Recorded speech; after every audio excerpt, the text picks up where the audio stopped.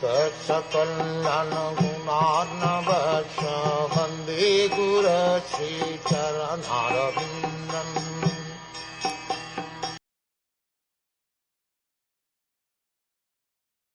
It is not to be instructed to persons who are too greedy and too attached to family life, nor to persons who are non-devotees and who are envious of the devotees and of the personality of Godhead.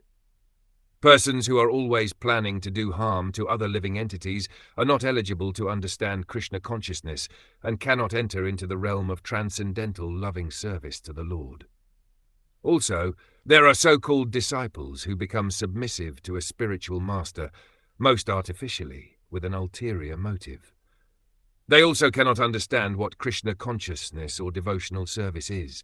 Persons who, due to being initiated by another sect of religious faith, do not find devotional service as the common platform for approaching the Supreme Personality of Godhead also cannot understand Krishna consciousness. We have experienced that some students come to join us, but because of being biased in some particular type of faith, they leave our camp and become lost in the wilderness. Actually, Krishna consciousness is not a sectarian religious faith.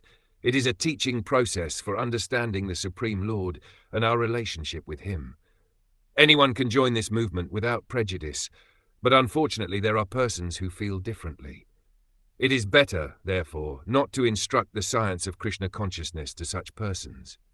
Generally, materialistic persons are after some name, fame, and material gain, so if someone takes to Krishna consciousness for these reasons, he will never be able to understand this philosophy. Such persons take to religious principles as a social decoration. They admit themselves into some cultural institution for the sake of name only, especially in this age. Such persons also cannot understand the philosophy of Krishna consciousness.